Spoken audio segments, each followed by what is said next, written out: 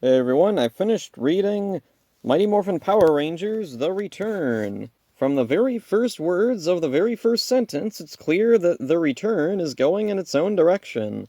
22 years ago, the Mighty Morphin Power Rangers defeated Rita and Lord Zed. It could be argued that the show itself has made similar mistakes before, as has some other Power Rangers media. Could this just be a writer misremembering, or is it an oversimplification for the sake of brevity? I'd assume either of those until reading the rest of the page. And saved the world one last time, and then the team broke up. This isn't accurate to any continuity I'm familiar with.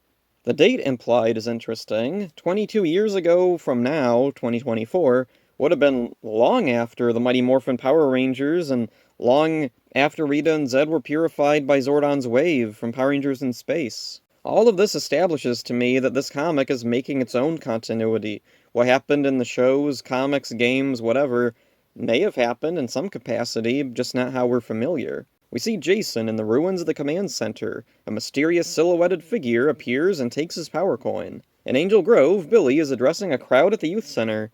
It's being named after Trini in honor of her achievements. She was a human rights commissioner and mayor of Angel Grove. She's passed away. How, we don't know yet. In the crowd, we see Ernie in his trademark Hawaiian shirt, Bulk with hair, and Skull in his outfit from the end of Samurai, interestingly.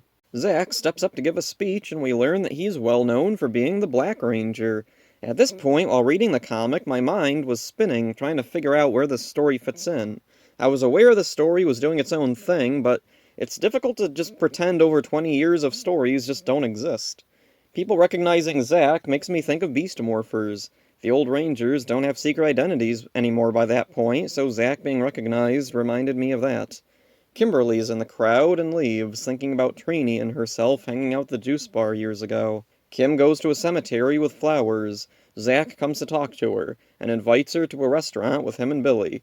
Kimberly tells Zack her name is Emma Phillips now. She places the flowers on a stone and walks away with Zack. As they leave, we see the name on the stone, Tommy Oliver, 1979-2001.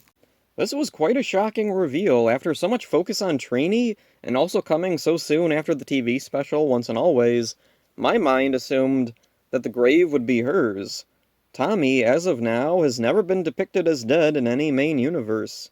Only in Ranger Slayers, as far as I know, certainly not in 2001.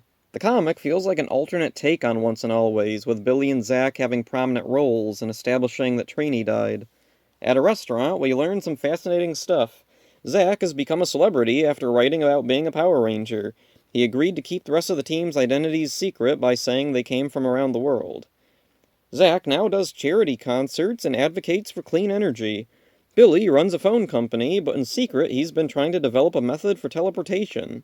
He salvaged Alpha 5 and has been trying to tap into the Morphin grid. We don't know what happened to Alpha in this continuity. In the show, Alpha 5 returns with Zordon to Eltar, and most likely is damaged when Zordon is kidnapped. An Alpha robot with Alpha 5's voice shows up in Forever Red, credited as Alpha 7. My personal theory with what happened to the original Alpha 5 back in Mighty Morphin the TV show, after he left with Zordon to Eltar and was damaged, at some point Tommy and Andros, or both of them, I don't know, found Alpha and rebuilt him as Alpha 7. Where Alpha 7 went, I don't know. He's probably off with Andros somewhere. Back to the story. Billy lets it slip that Zack has been using his power coin to generate some of the energy for his concerts. Kim, or Emma, isn't happy with this information. After the defeat of Rita and Zed, they made an agreement not to use their powers anymore. Kim asks what Jason thinks of what they're doing. Billy and Zack explain that Jason had become a firefighter but was frustrated when he kept himself from using the ranger powers he had. He decided to morph and save people with his powers. It wasn't enough, and he approached Billy about staying morphed permanently. It's then Billy realized that someone besides them was drawing power from the grid. Last week, Jason and whoever else was using the grid stopped. Billy and Zack ask him to join them on a mission to find Jason. They want to use her Zord. They say it's the only one left. What happened to the other Zords? Like, this story is making up its own continuity as it goes along. I'm really curious, where are the other Zords? Why is Kim's the only one left? Whatever. Kim turns down the mission. She doesn't want to be a ranger anymore. Kim texts someone, but we don't see who it is. Kim looks to a ring on her finger and drives to her home in Canada. The next day, someone knocks on her door. She answers it and is greeted by someone very familiar looking, and she knows her real name. Her name is Selena, a niece of Trini's. She shows Kim a picture of her and Trini morphed, as well as Trini's morpher. She wants Kim's help in becoming a new ranger.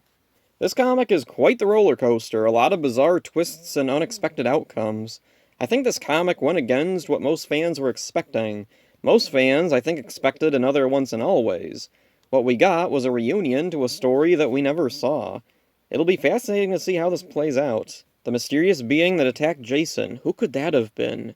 It's hard to tell because they're wearing a cloak, but could it be Scorpina? Who was using the Morphin grid? Could Tommy actually be alive?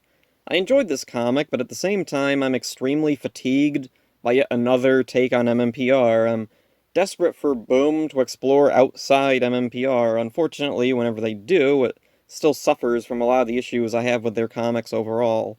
One thing I appreciate here is that the characters' likenesses are all based off the real-life actors.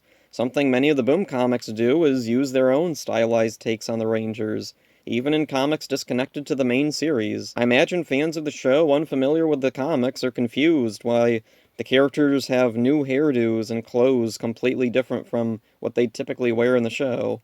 I'm curious what influences Amy Jo Johnson and Matt Hodson took for the story. Could this have possibly started out as a sequel to Once and Always? This comic reminds me a bit of Soul of the Dragon. It's a slightly dark, down-to-earth take on Power Rangers. Soul of the Dragon was entrenched in continuity, however, while this throws away everything in favor of a completely new, unfamiliar world.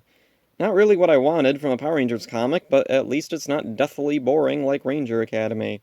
That's it for this one. Hope you enjoyed it. See ya.